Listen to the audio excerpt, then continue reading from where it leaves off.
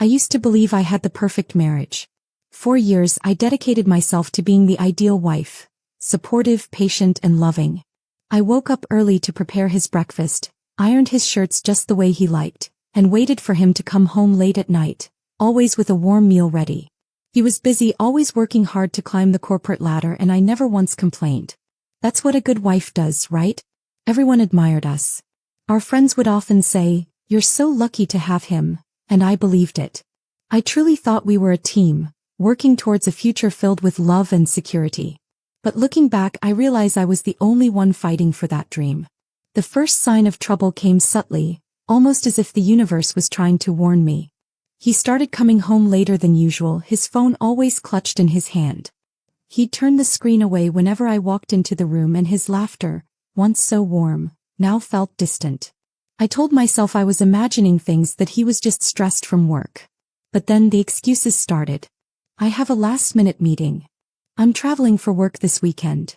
Don't wait up for me." At first I trusted him. Why wouldn't I? He was my husband, my best friend. But one night everything changed. It was late, and he had left his phone on the nightstand while he showered. It buzzed once, then again, and again. My heart pounded as I glanced at the screen. The messages were from an unsaved number, but the words made my stomach drop. "I miss you already. Last night was amazing. When will you leave her?" I felt like the air had been knocked out of my lungs. My hands trembled as I scrolled up, my worst nightmare unfolding before my eyes. The messages went back for months. Photos, plans, confessions of love. And then I saw her picture. She was young. Too young. A bright, smiling face looking back at me, completely unaware of the destruction she had caused. My husband had always said he loved mature, sophisticated women. But here she was, everything I wasn't.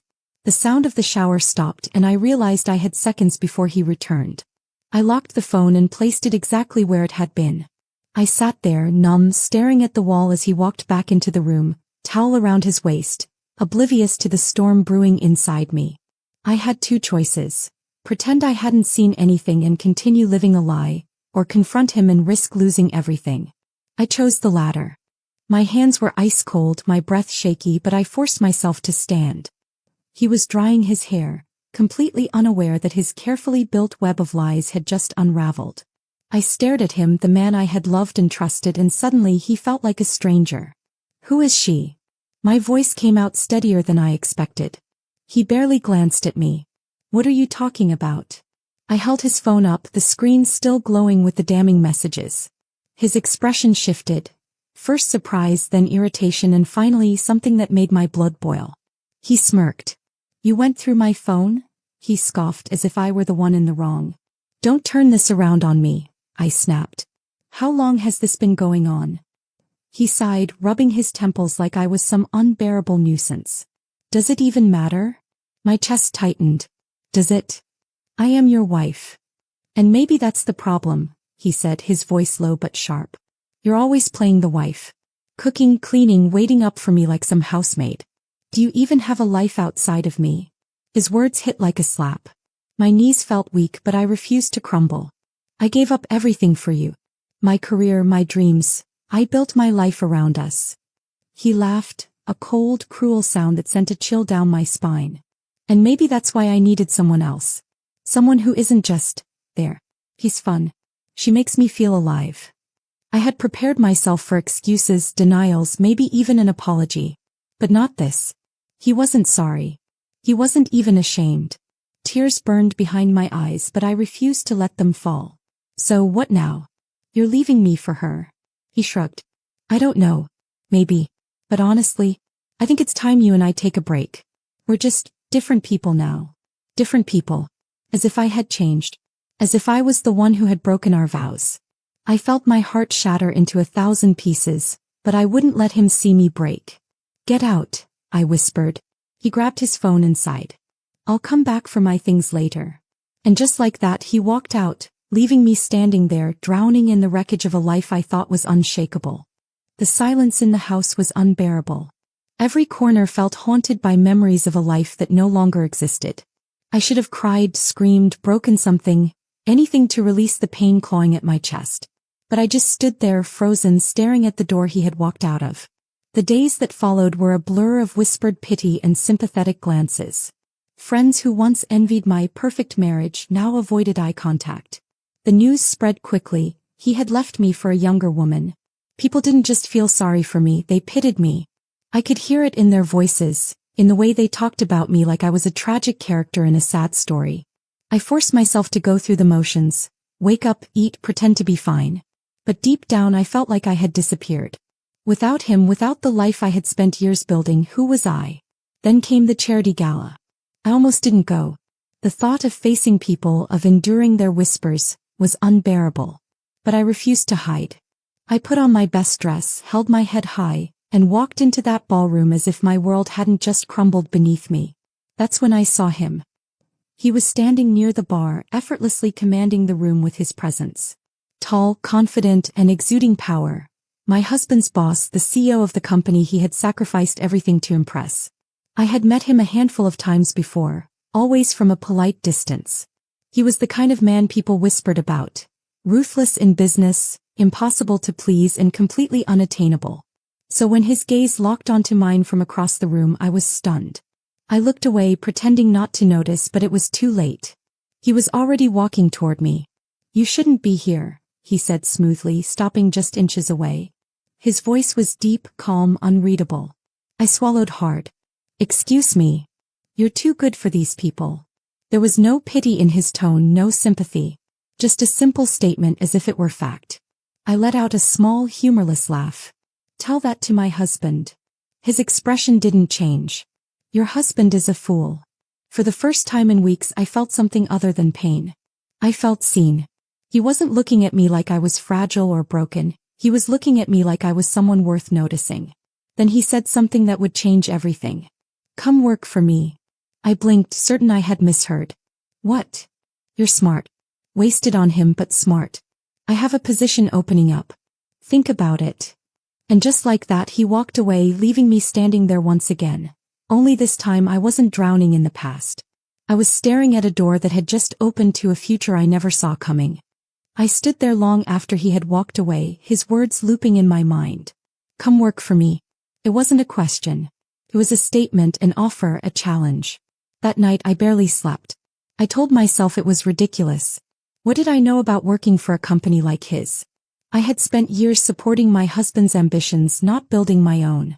But another voice, one I had buried beneath years of self-sacrifice, whispered something else. What if this was my chance? What if, instead of mourning what I had lost, I built something entirely new? The next morning I made my decision. I arrived at his office feeling like an imposter. The receptionist eyed me curiously before leading me to his private floor. The doors to his office were massive, intimidating, but I refused to let my nerves show. I had spent too long feeling small. I wouldn't let myself shrink anymore. He was seated at his desk, reviewing documents, but as soon as I stepped in, he put them down and looked straight at me. "You came." I did. I forced my voice to be steady. "But if this is just some act of pity." "It's not." He leaned back in his chair, studying me. "I don't waste my time on pity." There was something unnerving about the way he spoke, so direct, so sure of himself. I had spent years with a man who made me second-guess everything. This was different. "I don't have experience in corporate work," I admitted. "You'll learn." "What exactly do you want me to do?" A ghost of a smirk touched his lips. "Surprise me." And just like that I had a job. A real job.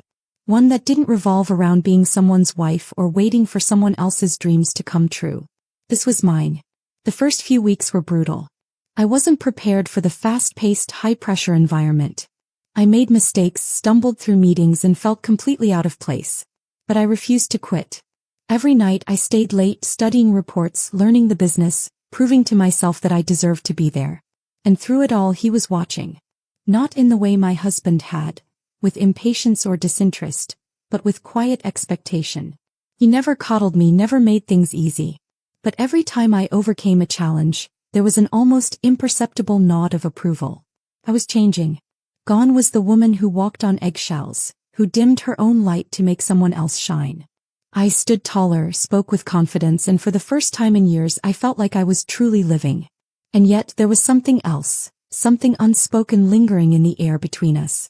A tension that had nothing to do with work and everything to do with the way he looked at me when he thought I wasn't paying attention. I told myself I was imagining it, that this was just business. But deep down I already knew. This was just the beginning. I kept telling myself that this was just business. That the way he watched me, studied me, was nothing more than a boss observing his employees' progress. But late at night, when the office was nearly empty and the only sound was the quiet rustling of papers, I felt it. That pull. That unspoken tension tightening the air between us. I tried to ignore it. I buried myself in work, determined to prove that I belonged there for my skills, not because I was some pitiful woman abandoned by her husband. But no matter how much I tried, I couldn't ignore the way my pulse quickened whenever he was near. It started with small moments. A lingering glance across the conference table. The way his voice softened just slightly when he spoke to me. The brief, almost accidental touches when he handed me a document, his fingers brushing against mine for just a second too long. One evening, long after most employees had gone home, I found myself in his office, reviewing a proposal. I was standing by the window lost in thought when I heard his chair shift behind me. "You're working too hard." I turned to face him. "I have to. I need to prove I deserve to be here." His eyes met mine, unreadable as always. "You already have." The room suddenly felt smaller, the air heavier. He was too close, his presence too overwhelming. My heart pounded as I struggled to hold his gaze. "You're different now," he said, his voice quieter this time. I swallowed hard. "Different how?" "You're not afraid anymore." His gaze flickered over my face as if seeing something new in me. "I like that." For a moment I forgot how to breathe. The intensity in his eyes, the quiet confidence in his voice. It was unlike anything I had ever experienced. My husband had never looked at me like this. Had never made me feel like this. I should have stepped back. I should have reminded myself that this was dangerous, that I was still healing, that he was my boss. But instead I stayed rooted in place, heart pounding, heat creeping up my neck. Then just as quickly as it came, the moment passed. He glanced at his watch, the mask of professionalism sliding back into place. "Go home. Get some rest." I nodded, grabbing my things and walking out without another word. But even as I left the building, even as I tried to convince myself that nothing had happened, I knew the truth. Something had shifted between us. And no matter how hard I tried to fight it, there was no going back. I told myself I was imagining things. That whatever tension lingered between us was just in my head. He was my boss and I was rebuilding my life.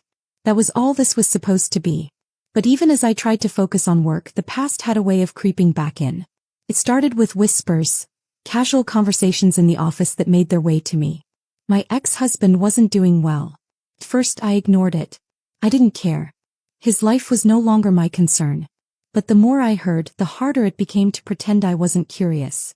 The young woman he had left me for wasn't the fantasy he had imagined. She was demanding, impulsive, and careless with money. The lavish gifts, the vacations, the high-end restaurants. It all came with a price. And he was the one paying for it. The first time I saw him after the divorce, it was almost pathetic. He was at a company event, standing on the outskirts of the room, drink in hand, watching everything unfold around him like he no longer belonged. I walked past him, fully intending to ignore him, but he grabbed my wrist. "You look different." His voice was lower, uncertain. I pulled my hand free. "I am different." He let out a breathless laugh, shaking his head. "I heard about your promotion. Must be nice working so closely with him." I stiffened. "If you have something to say, just say it." His jaw clenched. "Don't think I don't know what's going on." I stared at him, waiting. "You think he actually cares about you?" He scoffed. "He's just using you to get back at me." I should have laughed. The arrogance, the desperation, it was almost laughable. But instead I met his gaze, calm and steady. "No," I said simply. "He's just showing me the respect you never did." For the first time my ex-husband had nothing to say. I walked away, my heart pounding, not from pain, not from anger, but from something else entirely. It wasn't just that he was falling apart. It was that, for the first time in years, I wasn't the one breaking. I should have walked away from that conversation and forgotten about it. I should have treated my ex-husband like a ghost from a past life. Insignificant, powerless. But something about the way he looked at me that night, the bitterness in his voice, made me uneasy. I told myself I was overthinking, that he was just angry, humiliated, grasping for control over a situation he no longer had a say in. But then the rumors started. It began subtly, whispers in the office, sideways glances when I entered the break room.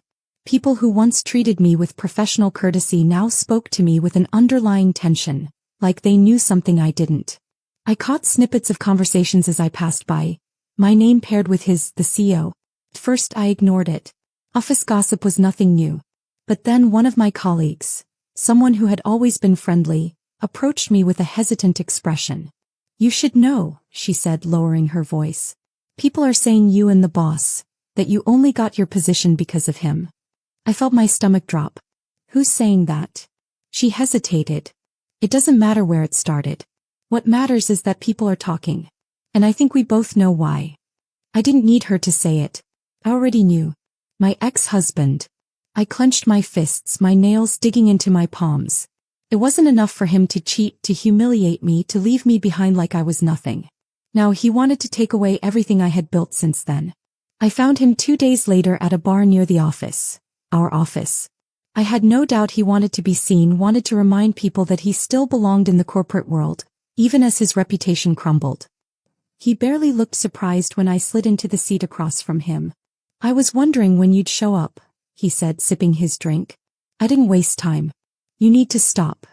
He smirked, leaning back. "Stop what?" "Spreading lies about me. About him." My voice was firm, controlled, but inside I was seething. "I earned my position. You know that." "Do I?" His smirk widened. "Come on, sweetheart. A woman suddenly skyrockets in the company and she just happens to be working under the most powerful man there? You can't blame people for connecting the dots." I felt a sickening rage rise in my chest. "You never respected me, did you? Not as a wife, not as a person. And now, even after everything, you still think the only way I could succeed is by attaching myself to a man." He shrugged, unfazed. "It's not personal. It's just how the world works." I stared at him, disgust tightening my throat. This was the man I had once loved. The man I had once defended, sacrificed for, built my life around. And here he was, proving that he had never, not once, believed I was capable of standing on my own. I stood, shoving my chair back with more force than necessary. "You know what's funny? You left me for a younger woman because you thought I wasn't enough. But now that I've finally become the woman I was always meant to be, you can't stand it." For the first time his smirk faltered. I leaned in just enough for him to hear my final words. "You don't have any power over me anymore. Keep my name out of your mouth or I'll make sure you regret it." Then I walked away, leaving him exactly where he belonged, alone, drowning in the mess he had made. But even as I left the bar, I knew this wasn't over. He wasn't the type to let things go. And if he couldn't ruin my career, I had no doubt he'd try to ruin something else. And that something was him. Ew. I barely made it through the next few days without snapping.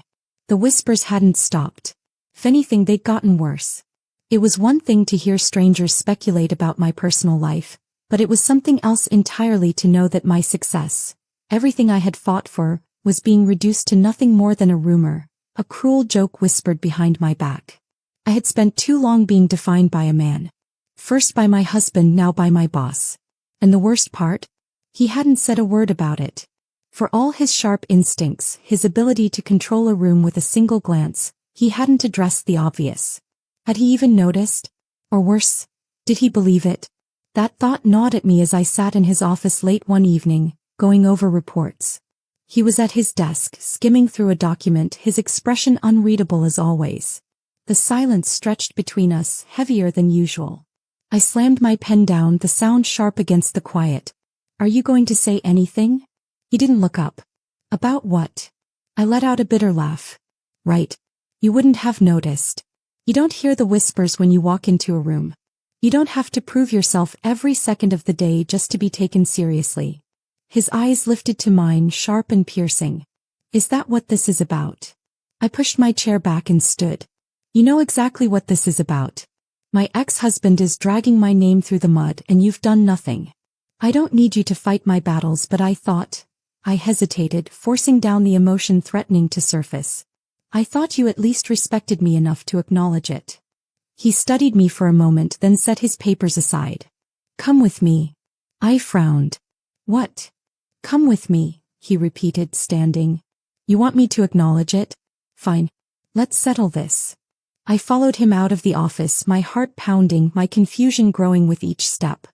He led me straight to the main floor, where a few employees still lingered, their gazes snapping toward us the moment we appeared. He didn't stop walking until we were right in the middle of the room. Then with perfect calm he turned to face me. Let's clear something up, he said, his voice even but commanding. You did not get this job because of me. You earned it. And if anyone here believes otherwise, they're free to leave, because I have no use for employees who can't recognize talent when they see it. A stunned silence settled over the room. I felt my breath catch, my entire body frozen in place. He wasn't just defending me. He was making a statement. Then, as if it were the simplest thing in the world, he turned back to me, lowering his voice so only I could hear. Does that answer your question? I swallowed hard, unable to find my voice. He waited for a beat, then gave me the faintest hint of a smirk before walking away, leaving me standing there with my heart hammering against my ribs. It should have ended there. But it didn't. Because as I turned to leave, I caught sight of someone watching from a distance. My ex-husband. His expression was unreadable, but I knew exactly what he was thinking. He had lost control over me. And now, the man he had spent years trying to impress had done something he never could. He had truly seen me. And I had no idea what that meant. I should have felt victorious. I should have walked out of that office with my head high, knowing that for the first time in my life, a man had defended me not out of pity, not out of obligation, but out of pure, undeniable respect. But all I could think about was the way my ex-husband had looked at me. That night I barely slept. Something in my gut told me this wasn't over, that he wasn't the type to let things go quietly. And I was right. The company's annual gala was just a few days away. It was one of the biggest corporate events of the year. Press, investors, employees, and high-profile clients all in attendance. I had spent weeks helping prepare for it, ensuring everything ran smoothly. But now the thought of attending made my stomach churn. I should have backed out. I should have stayed home, avoided the inevitable confrontation. But I refused to give him that satisfaction. So I put on my best dress. The kind that made people stop and stare. The kind that made me feel like I was untouchable. If my ex-husband wanted to humiliate me, he would have to do it while I looked like I had already won. The moment I arrived, I could feel eyes on me. Some were curious, others envious, and a few were downright judgmental. But none of them mattered. Not when I saw him, the CEO, standing by the bar, his gaze sweeping over me in quiet approval. I barely had time to process the warmth that spread through my chest before I heard the voice I had been dreading. Well, look at you. I turned slowly, finding my ex-husband standing just a few feet away, a drink in hand and a smirk plastered across his face. His tie was slightly loosened and there was something desperate in his eyes, something unstable. I kept my expression neutral. Enjoying the party? Oh, I'm having the time of my life, he said, his voice dripping with sarcasm. But you seem to be having an even better time. Cozying up to your new boss. Must be nice. People were starting to glance in our direction, sensing the tension. I clenched my jaw, forcing myself to stay calm. I worked hard for everything I have. Unlike you, I don't need to manipulate people to get ahead. His smirk faltered for a brief second before he took another sip of his drink. That's cute. But let's be real here. You wouldn't be standing here if it weren't for him. I knew what he was trying to do. He wanted to humiliate me, make me feel small in front of all these people. But I wasn't that woman anymore. I stepped closer, lowering my voice so only he could hear. You're right about one thing. I wouldn't be standing here, because if I had stayed with you, I would have never realized what I was capable of. His jaw tightened, but before he could respond, another voice cut through the tension. I believe this conversation is over. I turned and there he was. The CEO standing beside me, his expression calm but deadly. The authority in his voice sent a hush over the nearby crowd. My ex-husband scoffed, though I could see the flicker of unease in his eyes. Protecting your investment? The CEO didn't blink. No, just removing a nuisance. For the first time my ex-husband looked truly rattled. He opened his mouth, maybe to argue, maybe to lash out, but the CEO was already a step ahead. You're fired. The words were simple, emotionless, but they hit with the force of a sledgehammer. A ripple of gasps moved through the crowd. My ex-husband's face drained of color. You can't. I can, the CEO interrupted smoothly. And I just did. My ex-husband looked around as if expecting someone to intervene to defend him. But no one did. He had burned too many bridges, played too many games.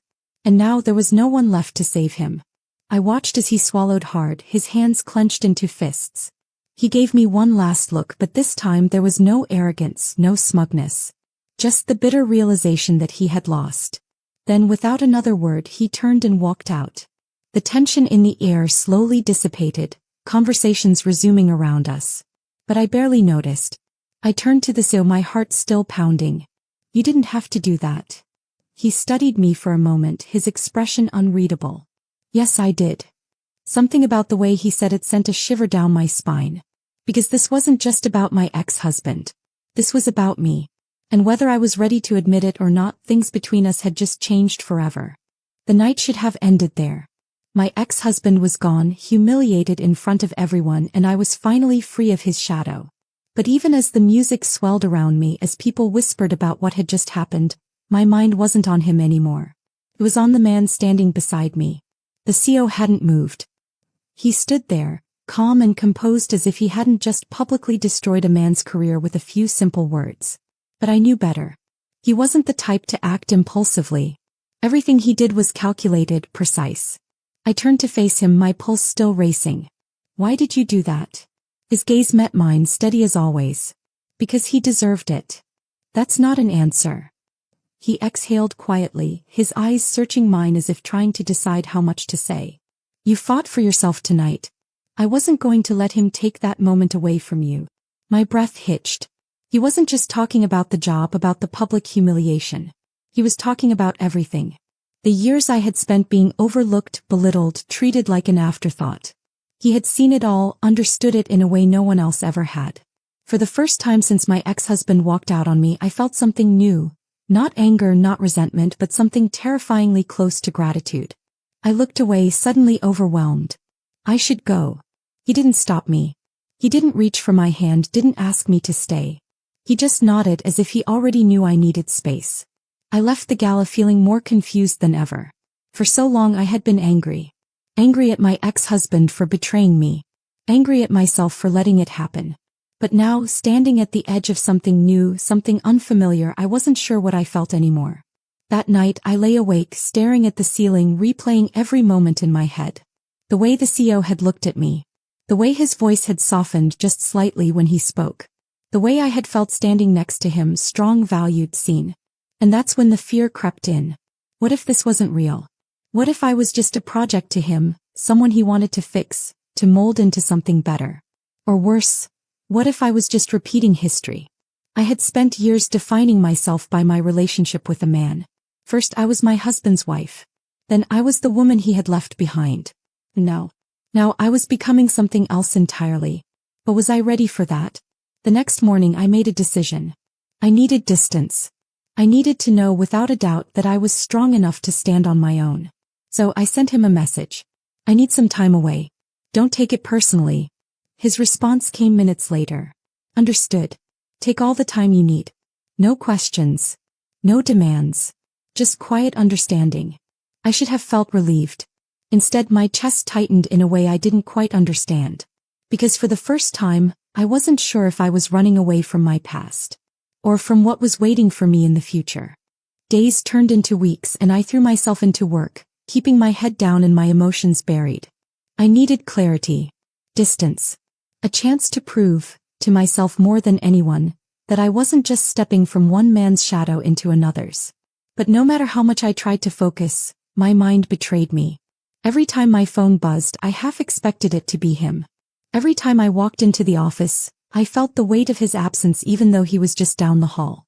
He respected my space, never pushing, never asking for more than I was ready to give. And that was the problem. My ex-husband had never respected my boundaries, never cared about what I needed. He had taken and taken, always expecting me to shrink myself to fit his world. But this man, the CEO, he was different. He let me come to my own decisions, let me find my own footing. He had power, but he never used it to control me. And that terrified me more than anything. One evening, after another long day, I found myself outside his office, hesitating. The door was slightly open, a warm glow spilling from within. I could hear the faint sound of his voice, low and steady as he spoke on the phone.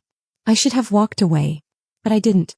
I knocked lightly and he looked up, his expression unreadable for just a second before something softer flickered in his eyes. He ended his call, setting his phone down. "I wasn't expecting you," he said, his voice careful, measured. I swallowed, stepping inside. "I wasn't expecting to be here either." For a moment, neither of us spoke. The silence between us wasn't uncomfortable, but it was heavy, charged with all the things we hadn't said. Finally, I took a deep breath. I needed time to figure things out. To make sure that if I hesitated, my heart pounding. If I choose this, it's for the right reasons. His gaze didn't waver. "And have you?" I nodded, my fingers curling at my sides. "I don't want to be saved. I don't want to be someone's project or a story you can fix." His jaw tightened slightly, as if the thought of me believing that even for a second unsettled him. "I never wanted to save you," he said, his voice quieter now. "I just wanted you to see yourself the way I do." Something inside me broke open at his words. For so long I had seen myself as a woman left behind, a woman who had to fight to reclaim her worth. But standing here in front of him, I realized I had never lost it to begin with. I took a step closer. "Then tell me, what do you see?" His eyes searched mine for what felt like an eternity. And then, with the same certainty he had always carried, he reached into his desk and pulled out a small velvet box. I froze.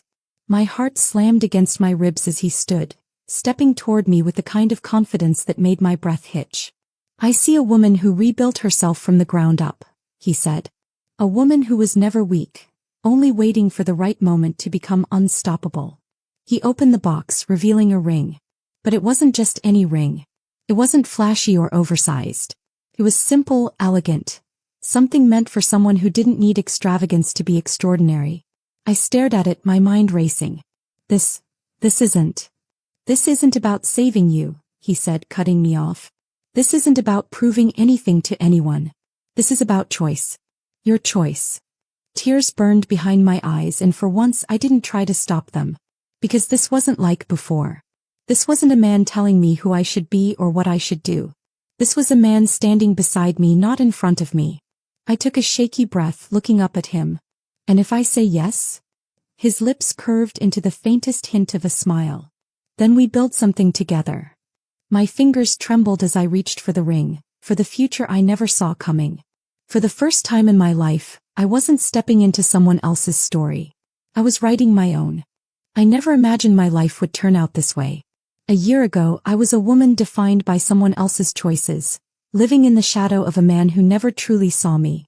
Now I stood beside someone who had never once tried to change me, only challenged me to see my own worth. The wedding wasn't extravagant because I didn't need extravagance. I didn't need to prove anything to anyone. It was an intimate ceremony, surrounded by people who had watched me rise from the ashes of my past. My best friend held my hand as I got ready, smiling at me in the mirror. "You did it," she whispered. "You got the last laugh." I smiled back, but the truth was I wasn't thinking about revenge. I wasn't thinking about my ex-husband, or the humiliation he had put me through. Because this wasn't about him. It never had been. But fate, as always, had a cruel sense of humor. 2 weeks after the wedding, I saw him. It wasn't planned. I was at a cafe sipping my coffee, reading through some documents when I felt someone staring. I looked up and there he was. My ex-husband. He looked different. The arrogance was gone, replaced by something tired, something bitter. His clothes weren't as crisp, his posture not as confident. And for the first time I saw him for what he truly was. Not the man who had broken me. Not the man who had defined me for so long. Just a man. Ordinary. Replaceable. He hesitated before walking over, as if he wasn't sure he had the right anymore. "You look good," he said, his voice lower, almost hesitant. I took a slow sip of my coffee. "I know." He let out a humorless laugh. Still as sharp as ever. I glanced at my watch, already growing bored of the conversation. "Was there something you wanted?" He shifted, rubbing the back of his neck. I heard about the wedding." I raised an eyebrow, waiting. He exhaled. "I didn't think it would happen so fast." I tilted my head studying him. Did you think I'd sit around waiting for you to regret your choices? His jaw tightened. That's not what I meant. I leaned back in my chair completely at ease. Then what do you mean? He looked at me, then really looked at me, and for the first time I saw something that hadn't been there before. Regret. Maybe he had expected me to crumble without him. Maybe he had thought I would always be the woman who waited at home, cooking his meals, sacrificing her own dreams for his. But that woman was gone. And in her place stood someone he could never have again. He cleared his throat, shifting uncomfortably. I was stupid. I didn't respond. He swallowed hard. I messed up. So I said nothing. Finally he let out a breath, shaking his head. I should have chosen you. A part of me, an old, distant part, might have once wanted to hear those words. Might have needed the validation. But now they meant nothing. I set my coffee down, standing up. You did choose, remember? I gave him one last look, my lips curving into the smallest, knowing smile. And so did I. Then I walked away, stepping out into the sunlight, into the future I had built for myself. Not as someone's wife. Not as someone's mistake. But as a woman who had finally, truly chosen herself. The best revenge? It's not anger. It's not making them suffer. It's showing them that their absence didn't break you. It made you unstoppable.